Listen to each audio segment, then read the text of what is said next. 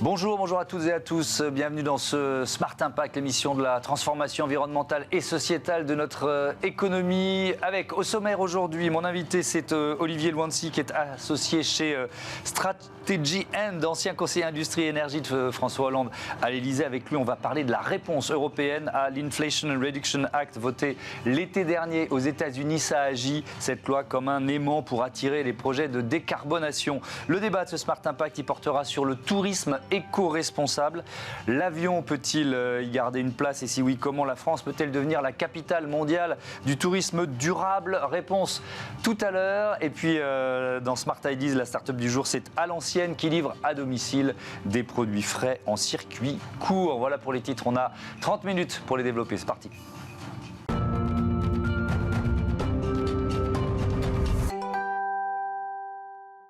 Bonjour Olivier Luancy, bienvenue. Bonjour. Vous êtes donc associé chez Strategy End, entité de conseil en stratégie de PwC, spécialiste de l'industrie. On va donc parler de l'effet de cette loi Inflation Reduction Act sur les projets de décarbonation en Europe. D'abord, qu'est-ce qu'il y a dedans, dans ce texte qui a été voté au mois d'août aux États-Unis? Alors, ce texte est issu d'une longue tentative législative des États-Unis pour mettre en place des dispositifs afin de réduire leurs émissions de carbone, parce que c'est l'objectif. Ouais.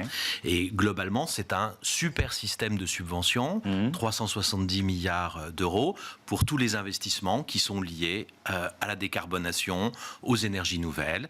Et donc, on y retrouve dedans le photovoltaïque, les batteries, les voitures électriques, etc. Ouais. Donc effectivement, 370 milliards d'euros pour le climat, la santé, subventions pour les industriels américains, et pas que d'ailleurs. Est-ce qu'il y a déjà les premiers effets, parce que ça date du mois d'août? Est-ce que c'est une loi à effet rapide en quelque sorte? Alors absolument. Ouais. C'est même assez sidérant. Je vais vous citer quelques noms. Volkswagen qui décide d'investir plutôt qu'en Allemagne, pour un groupe allemand, ouais, aux États-Unis, avec une perspective de 10 milliards de subventions quand même. Ça, c'est sur des batteries, c'est ça? Oui, c'est ça. Ouais. C'est sur des batteries. Northvolt qui avait un projet en Europe qui va le déplacer aux États-Unis. Donc entreprise suédoise. Entreprise suédoise. Ouais. Tesla qui a mis en pause son projet à Berlin pour le faire également aux États-Unis. Honda, LG, le plus gros producteur, l'un des plus gros producteurs de batteries, etc. BMW aussi pense investir en Caroline du Sud. Enfin, c'est un déferlement de projets, de gigafactory. On est à l'ordre, chaque pièce est à l'ordre du milliard ou de quelques milliards, ce qui est énorme en termes de construction d'usines et de lieux de production. Et on a en plus, je dirais, deux effets. D'abord, il y a un effet de promotion. Un certain nombre de groupes européens ont été contactés directement par les conseillers de la Maison-Blanche pour leur rappeler tous les bénéfices de ce système de subvention. Donc, c'est extrêmement proactif. On reviendra dessus sans doute. Et puis, vous ajoutez aussi le fait que l'énergie est moins chère aux États-Unis. On dit 4, 5, c'est peut-être au moins 3, mais c'est deux facteurs qui se cumulent, surtout dans ce type d'industrie, qui sont consommatrices d'énergie. La batterie, il faut les charger, il faut les faire. C'est très consommateur d'énergie. Et donc, vous avez des subventions massives, entre 40 et 70% de l'investissement. Encore une fois, c'est considérable, je dirais même c'est énorme. Et une énergie pas chère et une démarche très proactive de l'administration américaine. Oui, ce que vous disiez, il y a eu un très bon papier dans les Échos, je crois que c'était vendredi dernier, avec notamment un témoignage de l'ancien ministre et commissaire européen Thierry Breton. Il raconte ça, il dit « Nous avons appris qu'une grande entreprise dans le domaine du retraitement avait été approchée par l'administration américaine qui lui proposait, écoutez bien, de financer jusqu'à 70% de son investissement, de lui garantir 10 ans de débouchés, de lui assurer un contrat en fourniture d'énergie à long terme 4 à 5 fois moins cher qu'en Europe. Cette loi, Joe Biden l'a sans doute imaginée, évidemment pour promouvoir la décarbonation très bien, mais dans un bras de fer avec la Chine.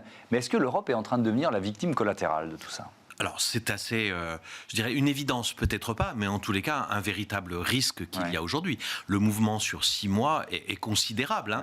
Il y a une ONG qui est sérieuse, je dirais, en tous les cas on peut faire confiance à ces analyses, qui dit qu'il y a 70% des projets européens liés à ces énergies renouvelables qui pourraient être menacés d'un transfert vers les États-Unis. Alors ils reviendront peut-être, mais dans 2 ans, 3 ans, quand il s'agira de servir le marché européen, une fois qu'ils auront saturé et fait leurs usines aux États-Unis. Donc oui, actuellement, nous sommes agressés. C'est le terme du président de la République. Ces aides sont très agressives pour l'Europe. Avec quelle réponse de l'Europe? Parce que évidemment, l'Europe fonctionne à 27 et donc cette rapidité que l'on loue d'un côté, on a du mal à la mettre en œuvre.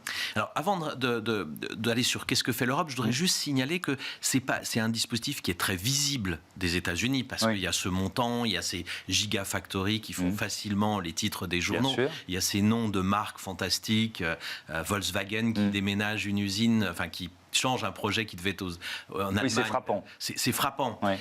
Mais ce n'est pas le seul élément d'une politique américaine afin de, j'irais jusqu'au terme de protectionnisme. Il y a l'ITAR sur tous les biens qui peuvent être utilisés à la fois dans le civil et dans le militaire. Il y a le CFIUS pour les investissements étrangers avec un contrôle qui est beaucoup plus strict et beaucoup plus puissant que tous ceux que nous avons en Europe. Sur les médicaments et la pharmacie, il y a une liste qui a été publiée 6 mois après le début du Covid de médicaments que l'administration américaine veut voir fabriquer sur son sol. Donc, on est là. Donc c'est le protectionnisme à l'œuvre. Global. En tous les cas, il y a une véritable stratégie dans pratiquement tous les comportements.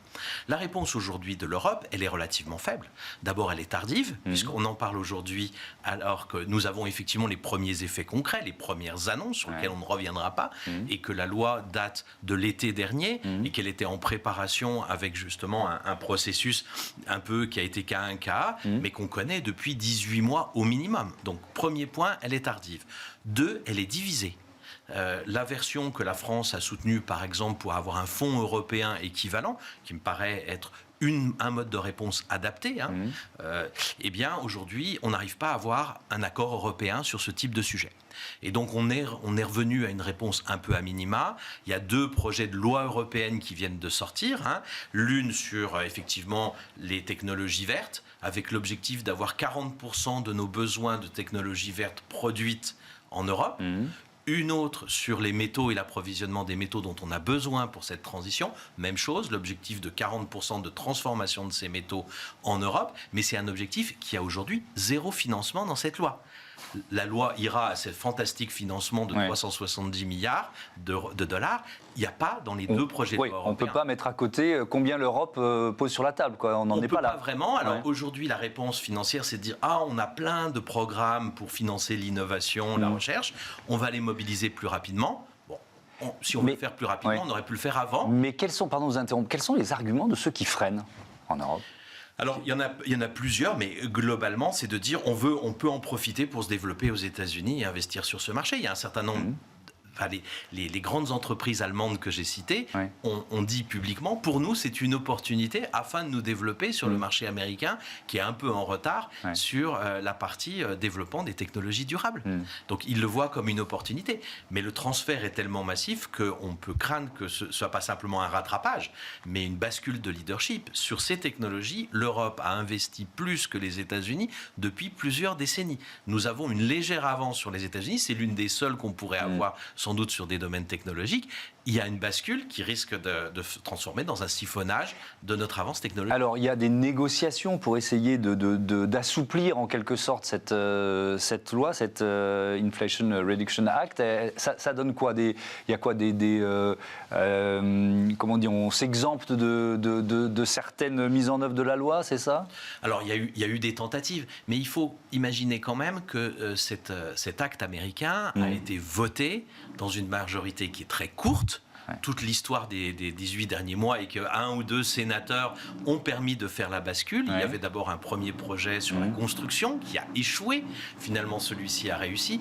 Vous imaginez bien que dans un équilibre extrêmement serré qui a dû être négocié à la virgule près et au soutien près de chacun des sénateurs, on ne va pas, parce qu'on vient de l'extérieur, expliquer qu'il faut tout changer. Bien sûr. Donc, il y a aucune... Donc c'est à la marge qu'on va peut-être éventuellement... On aura peut-être quelque chose sur les crédits d'impôt pour l'achat de véhicules électriques, mais c'est le grand maximum. Sur tout ce qui est subvention de construction, il faut se faire aucune illusion, et c'est très connu du niveau européen. Mais est-ce que la France peut avoir une réponse à son niveau ? C'est-à-dire est-ce qu'on peut peser en dehors de l'Europe, je me fais bien comprendre. C'est-à-dire que si l'Europe ne va pas assez vite, est-ce que nous, on a une capacité d'inverser un peu cette tendance ? Alors, la réponse financière au niveau européen, comme je le disais, on dit on va mobiliser plus vite les fonds qu'on n'a pas utilisés, sauf que ce ne sont pas des subventions directes, ce sont souvent des aux appels à projets. Donc d'un côté, vous dites je vais construire une usine et vous avez le mode d'emploi et on vous dit on vous finance 40%, ce qui est quand même très rassurant pour votre investisseur. Et de l'autre, on vous dit je vais faire un concours de beauté et je vais peut-être ou pas gagner, ce qui est beaucoup moins rassurant. Donc ça, c'est le dispositif européen. Il y a de l'argent disponible, mais il répond surtout sur des sujets d'innovation, de recherche, avec ces appels à projets et pas de subventions directes d'investissement productif. Au niveau français, il y a une étude qui a été faite par le CEPI, qui est rattaché au Premier ministre, qui dit « Nous, on a France 2030 ». En pourcentage du PIB, de la valeur économique de notre pays, et si on compare aux États-Unis, on a un truc qui est à peu près aussi puissant, même un peu plus que l'IRA américain. Alors, en montant absolu, c'est moins, mais il faut rapporter ça au PIB français. Encore une fois, la difficulté qu'on va rencontrer, et ce qui explique cette différence, c'est que là encore, on a des appels à projets.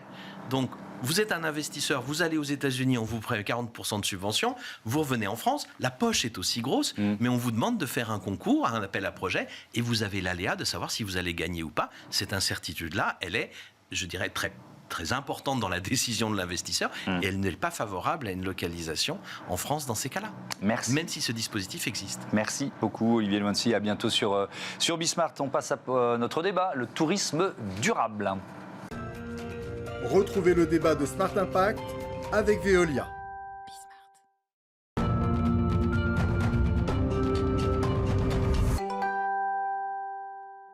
On parle tourisme responsable dans notre débat avec Pierre Tognazzini. Bonjour, bienvenue. Bonjour, vous êtes merci. le président fondateur de Mouvert. Et puis avec nous en visioconférence en duplex, j'accueille également Stéphane Littenberg, qui est directeur commercial et revenu chez Open Airlines. Bonjour, bienvenue à vous. On va évidemment parler des enjeux de transformation du secteur, des leviers à actionner pour un tourisme plus responsable. Je commence par présenter vos entreprises. Mouvert, Pierre Tognazzini, c'est quoi? C'est une nouvelle plateforme de réservation en ligne? Exact, c'est une nouvelle plateforme de réservation en ligne pour un tourisme plus authentique et responsable. C'est vrai qu'on est parti du constat qu'il y avait un vrai changement dans les habitudes de consommation touristique. On pensait que c'était quelque chose, en effet, des modes post-Covid. Et finalement, on s'aperçoit que c'est quelque chose de plus structurel. Et c'est vrai que Mouvert, il veut répondre à ces nouveaux besoins de pouvoir consommer de façon différente une expérience touristique plus attentif à l'environnement et plus authentique. Et donc ça veut dire quoi? Ça veut dire que vous sélectionnez vos partenaires, vos prestataires, et en fonction de quels critères? Alors, nous avons créé un algorithme qui nous permet aujourd'hui d'évaluer la propension des hébergements à l'éco-responsabilité et à l'authenticité. Qu'est-ce que ça veut dire authenticité? Ça veut dire aujourd'hui être des vrais acteurs de la valorisation de leur territoire. Cet algorithme que j'ai co-construit avec les labels Clé Verte et également avec l'association Bienvenue la Ferme permet réellement de comprendre si aujourd'hui l'hébergement il est déjà prêt à être sur la plateforme ou éventuellement il faut l'accompagner également dans cette transition écologique et numérique. Donc c'est un des rôles aussi des Mouvert d'accompagner ces changements. On va y revenir évidemment en détail. Stéphane Littenberg, vous venez d'organiser l'Open Day 2023 à Toulouse pour réfléchir à la décarbonation de l'aviation. On va y revenir tout à l'heure. Mais d'abord, Open Airlines, solution d'éco-pilotage, c'est ça, si je résume rapidement? Oui, tout à fait, une solution d'éco-pilotage. En fait, le principe est assez simple. On travaille avec les compagnies aériennes en récupérant les données qu'elles peuvent mettre à notre disposition, typiquement les données de ce qu'on appelle les boîtes noires, on en entend souvent parler. Et sur la base de ces données, les compagnies aériennes peuvent identifier des opportunités pour faire voler leurs avions en consommant moins de carburant et donc en émettant moins de CO2 dans l'atmosphère. Votre logiciel s'appelle Skybreath, c'est ça? Il a demandé 4 ans de recherche et développement. C'est quoi? C'est des milliards de données à analyser, j'imagine. Il en fait quoi précisément? Écoutez, donc effectivement, Skybreath a demandé un très très gros effort de développement au début des années 2010. Aujourd'hui, il y a 56 compagnies aériennes dans le monde qui utilisent cette solution pour consommer moins de carburant. En fait, grâce à l'analyse des données, les compagnies aériennes vont pouvoir comprendre concrètement à quels endroits elles peuvent utiliser moins de carburant. Je vais vous donner un exemple concret. Au sol, un avion, quand il roule sur la piste, dans de très très nombreux cas, il peut n'utiliser qu'un seul de ses moteurs. Et donc, typiquement, ça permet d'identifier à quel moment c'est possible de faire cela. Et du coup, sur cette phase du vol de l'avion qui est très importante, de diminuer par 2 la consommation de carburant. Alors j'ai une question, mais qui est vraiment une question de pur béotien, puisque quand on parle de créneaux de vol, il y a des contraintes d'impératifs de sécurité, de densité de trafic. Vous les avez forcément intégrés au conseil que vous donnez à vos clients, mais est-ce que ça freine l'éco-pilotage? Vous voyez ce que je veux dire? Est-ce que parfois il y a des solutions qui pourraient être encore plus éco-responsables et qu'on ne peut pas choisir pour des raisons de sécurité, par exemple? Oui, alors évidemment, la sécurité dans l'aéronautique, c'est toujours, et ça doit toujours rester, la première préoccupation des compagnies aériennes et de tous les acteurs de la régulation du trafic aérien. Et donc nous, on prend en compte ces contraintes-là, mais on s'aperçoit que sans jamais remettre en cause les conditions de sécurité, on peut quand même trouver beaucoup d'opportunités pour réduire sa consommation de carburant. Alors vous avez raison, là aussi je peux vous donner un exemple concret. Il y a un mode de descente de l'avion de son niveau de vol le plus élevé vers l'aéroport où il va atterrir, qui est beaucoup plus économe, qu'on appelle la descente continue. C'est très simple à comprendre, hein. Au lieu de descendre un peu en escalier et de faire des marches dans sa descente, idéalement, quand on descend de manière continue et rectiligne jusqu'au point d'atterrissage, on consomme moins. Mais il y a des aéroports où il y a beaucoup de trafic, par exemple les aéroports parisiens, et où c'est plus compliqué de le faire. Néanmoins, quand c'est plus compliqué, justement, l'analyse précise des données permet de voir que dans certaines conditions, sur certaines pistes d'atterrissage, il est possible de le faire. Et donc, c'est important de partager ces informations avec les pilotes pour qu'ils sachent que d'autres pilotes l'ont fait dans des conditions similaires et que donc ils peuvent le faire. Pierre Tognazini, je reviens vers vous. Est-ce que les clients, les touristes qui sont dans cette démarche d'éco-responsabilité, ils sont forcément allergiques à l'avion, ou est-ce que ils essayent de trouver des solutions? Par exemple, on vient quand même en France de l'étranger, donc on prend l'avion, mais on essaye d'améliorer son bilan carbone sur d'autres choses. C'est quoi l'état d'esprit? Oui, ils sont conscients que 2/3 du poids de l'empreinte carbone, ils viennent du transport. Ça, c'est évident. Et peut-être c'est justement sur les tiers, dès lors qu'ils atterrissent en France, c'est peut-être là qu'on peut travailler. On peut faire un effort. Et ils veulent éventuellement différemment consommer sur le territoire français. Ils veulent trouver des hébergements qui sont plus éco-responsables. Donc peut-être c'est là la chose à activer. Si on dézoome un peu, pour un secteur comme le secteur du tourisme, ce que fait Stéphane Littenberg, ce que font les salariés de son entreprise, d'Open Airlines, décarboner l'aviation, c'est quoi? C'est un enjeu de survie pour le secteur du tourisme? Est-ce que vous allez jusque-là?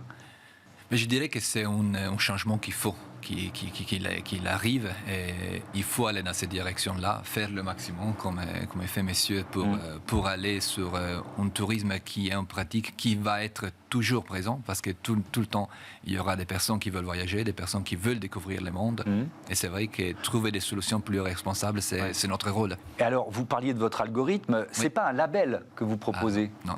Les labels, c'est une vraie profession. Donc moi, c'est juste un scoring, si on peut appeler comme ça, qui permet d'aider les consommateurs finaux aujourd'hui à choisir un hébergement qui est très vertueux, ou peut-être il est moins. Parce qu'il faut se dire aussi qu'il y a la clientèle touristique qui peut-être n'est pas encore tout à fait prête à consommer aussi responsable. C'est un processus aussi d'éducation à l'éco-responsabilité qu'il est en cours. Donc passer de l'hôtel traditionnel à un hébergement au milieu de la nature avec des toilettes sèches, c'est un gap très important. Donc finalement aussi, l'accompagnement de cette transition, c'est peut-être aussi le rôle des mots vertes. Et le secteur du tourisme, il y a une prise de conscience qui est relativement récente, d'après vous, de ces enjeux d'éco-responsabilité? Je pense qu'il a toujours eu une conscience à celle-là, mais peut-être que la clientèle n'était pas encore prête. La clientèle n'était pas encore prête à avoir aussi un autre critère de choix dans leur destination touristique. Et désormais, la Covid a accéléré ces processus. Ces processus que peut-être il aurait eu lieu. Mais c'est vrai que cette pandémie a accéléré les choses. Et aujourd'hui, on a, entre guillemets, je pense, gagné 5 ou 6 ans sur l'évolution des comportements touristiques dans le monde. Ouais. Stéphane Nittenberg, je reviens vers vous. Vous venez d'organiser à Toulouse l'Open Day, 3 jours en fait, avec plus de 30 compagnies aériennes pour réfléchir à l'aviation décarbonée. C'est quoi, au-delà des solutions que vous proposez, hein, y a quoi comme piste? On travaille quoi, sur des carburants de synthèse, des carburants qui polluent moins, tout simplement? Quelles sont les pistes? Alors, il y a beaucoup de pistes, vous avez raison. Et moi, je voudrais juste, avant de répondre directement à votre question, oui, on est en plein dans ces Open Day. Hein. J'ai quitté une conférence avec des clients pour être présent avec vous. C'est quand même un rêve humain extraordinaire, l'aviation. Ce soir, on va aller dîner dans un musée à Toulouse avec toutes les compagnies aériennes qui sont là, dans un endroit qui s'appelle l'Envol des Pionniers. Et je pense qu'il ne faut jamais perdre ça de vue. Ça fait partie de l'imaginaire humain et il ne faut pas le remettre en cause. Alors, il y a plein de pistes et les compagnies aériennes font d'ailleurs beaucoup d'efforts. Et elles doivent en faire encore plus, bien sûr. Il y a travaillé sur la performance de leurs moteurs. Et les moteurs, aujourd'hui, consomment entre 20 et 30% moins que les moteurs d'il y a 15 ou 20 ans. Il y a tout ce qui touche au poids des avions eux-mêmes, qui a un fort impact sur la consommation. Et puis nous, on travaille, et concrètement, là, pendant ces 3 jours, on travaille avec les compagnies aériennes pour aller plus loin, pour trouver de nouvelles idées. Par exemple, on travaille aujourd'hui sur un sujet qui est de pouvoir donner en temps réel des indications aux pilotes pendant le vol sur des choses à faire pour économiser du carburant. Parce que le temps réel, ça permet de maximiser les chances que le pilote saisisse une opportunité. Là encore, un exemple concret. Les avions suivent une route qui a été prédéterminée dans ce qu'on appelle un plan de vol. Et ben souvent, il y a des opportunités de prendre des raccourcis. Alors, il faut forcément l'autorisation du contrôle aérien, mais encore faut-il que le pilote ait connaissance de cette opportunité-là en temps réel. Aujourd'hui, on travaille sur cette solution-là. Le temps réel, c'est encore un moyen d'aller plus loin, de encore gagner 1, 2 ou 3% de consommation de carburant en moins pour les compagnies aériennes. Et ça veut dire 1, 2, 3% d'émissions de CO2 en moins. Donc il y a plein d'idées. L'industrie, elle phosphore, elle fait beaucoup d'efforts. Et elle sait que c'est nécessaire parce qu'il y a de plus en plus de gens dans le monde. Il ne faut pas raisonner que par rapport à ce qu'on connaît chez nous aujourd'hui, mais il y a de plus en plus de gens dans le monde qui aspirent à voyager, à échanger, à connaître d'autres cultures. Et nous, on essaie de faire en sorte que ce rêve reste possible pour le plus de gens possible.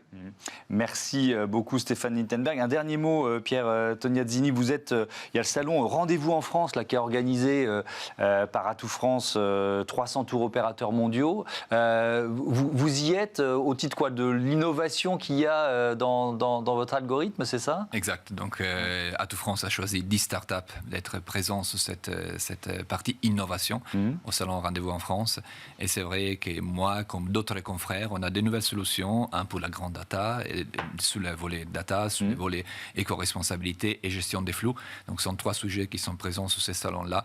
Et c'est vrai que l'importance aujourd'hui de l'éco-responsabilité pour les tours opérateurs internationaux, on le disait, les gens ils vont continuer à voyager. Donc c'est de trouver ensemble, nous tous opérateurs dans le tourisme, des solutions différentes à proposer et aux clients finaux, B2C, et aux clients donc professionnels, B2B. Merci beaucoup, merci à tous les deux, encore une fois, à bientôt sur Bismart. On passe à notre rubrique Startup Smart Ideas, alimentation et circuit court au menu.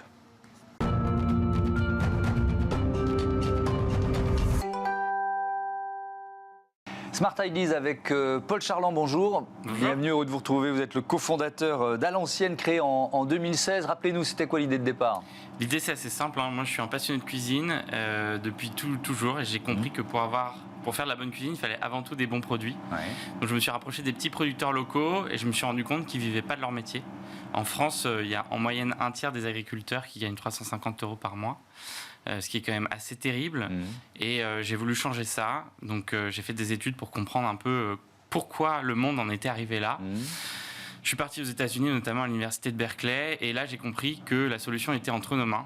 Et donc j'ai voulu monter à l'ancienne un circuit court où on livre à domicile des produits ultra frais, agroécologiques, en direct, des petits producteurs locaux engagés. Et l'intérêt, c'est que c'est cueilli le matin, livré le soir. C'est un circuit court. Donc on est le seul et unique intermédiaire entre les petits producteurs et on peut mieux les rémunérer. Ouais. Alors on va y revenir à la rémunération, mais pour développer une entreprise comme la vôtre, ça suppose à chaque fois, puisqu'on est dans une logique de circuit court, donc de trouver des partenaires. Donc votre développement, il dépend de votre capacité à fédérer des exploitants région par région, c'est ça? Des petits producteurs, effectivement, on va les sélectionner. Donc on part avec notre bâton de pèlerin dans la campagne, on les dégote. On regarde un peu comment ils travaillent, on parle beaucoup avec eux pour vraiment les sélectionner sur des critères de qualité de produit évidemment et puis de valeur agro-environnementale. Et donc vous êtes où aujourd'hui? Dans combien de Paris, villes ou de régions? parisienne, Lyon, région lyonnaise et Bordeaux. D'accord. Et donc il y a d'autres villes, d'autres régions en perspective? On espère, Alors là, il y a une petite crise en ce moment de l'alimentation durable, donc on va attendre qu'elle passe. Mais une fois qu'elle sera passée, j'espère qu'on pourra se développer partout dans toute la France. C'est aussi une appli anti-gaspi d'une certaine façon. Comment ça fonctionne? En fait, nous, l'intérêt, c'est que c'est cueilli le matin, livré le soir. C'est un site internet. Vous commandez ce que vous voulez quand vous voulez. C'est vraiment du libre service. On récupère, on envoie la commande au producteur la veille de la livraison. Le lendemain matin, les producteurs cueillent les produits, on les empaquete et on les livre à domicile le soir même. Donc en fait, tout se fait dans la journée. Et ce que va cueillir le producteur, c'est uniquement ce que les gens ont commandé. Donc les stocks sont dans les champs. On parle d'agriculture agroécologique. Hein. C'est vraiment l'ADN d'à l'ancienne. Ça veut dire quoi? L'agroécologie, c'est assez simple, c'est l'idée de repartir à la base de l'agriculture. L'agriculture, c'est un panneau solaire. Le but, c'est de transformer les rayons du soleil en alimentation. Il n'y a pas d'autre but que ça. Et donc, quand on comprend ça, on comprend que tout ce qu'on va ajouter sur la ferme, ce qu'on appelle les intrants, qui vont venir de l'extérieur, vont en fait être une perte de rendement. Bêtement. Donc nous, on va essayer de faire en sorte que les fermes soient autonomes et qu'elles aient besoin en intrants que les rayons du soleil. Donc on va se passer des phytosanitaires, on va se passer des énergies fossiles, on va se passer des engrais de synthèse qu'on va apporter et on va faire en sorte de maximiser les écosystèmes pour produire un maximum d'alimentation. Et la bonne nouvelle, c'est que non seulement ça marche, mais en plus, on arrive aujourd'hui à produire plus que dans une agriculture classique. Oui, vous dites on parce que vous avez aussi fondé la ferme de l'Envol, c'est ça, il y a 4-5 ans, c'est quoi? En fait, dans nos pérégrinations avec les petits producteurs, on s'est rendu compte de plein de limites encore dans les techniques agroécologiques. C'est un but, on n'y est pas encore, mais on a envie d'y aller. Et donc on a voulu essayer de percer ce but, redéfinir aussi la position de l'agriculteur, et on s'est dit quoi de mieux que de monter notre propre ferme pour en faire un laboratoire d'idées où on est en coopérative avec les producteurs qui sont en même temps entrepreneurs, en même temps salariés, donc ils ont vraiment cette double sécurité et cette indépendance, où on essaye de mettre en place les techniques agroécologiques les plus pointues en polyculture élevage, on replante des arbres, on fait des associations de pour les partager ensuite, pour essayer de les essaimer et de les partager. La rémunération, on va terminer là-dessus. Dans l'agriculture agroécologique, il y a aussi une rémunération plus juste? En fait, quand on réfléchit à ce que c'est un circuit court, qu'est-ce que c'est? L'idée, c'est de couper les intermédiaires et d'avoir un seul et unique intermédiaire maximum entre le producteur et le consommateur. Mais à quoi ça sert? Franchement, ça ne sert pas à virer des intermédiaires juste pour le plaisir. Le but, c'est de redistribuer la valeur et de faire en sorte que l'agriculteur gagne mieux sa vie. Et pourquoi il faut qu'il gagne mieux sa vie? Pour déjà gagner sa vie, puisque comme je disais, un tiers en France gagne en moyenne 350 € par mois. Mais en plus, il peut mettre en place des innovations, tester des choses. Parce qu'un agriculteur qui gagne 350 € par mois, vous lui dites de faire une petite association de culture, un test agronomique sur 10% de sa surface, il va dire mon coco, c'est un peu compliqué, et là mon salaire il va y passer. Là l'intérêt, c'est qu'il est beaucoup plus à l'aise pour mettre en place ces techniques-là, tester des choses et innover, avancer. Merci beaucoup Paul Charland, à bientôt sur Bismart. Voilà, fin de cette émission. Je voudrais citer rapidement Louise Perrin à la production, programmation, Marie Billat à ses côtés, Louise Merlin au son et Manu Pezec à la réalisation. Salut.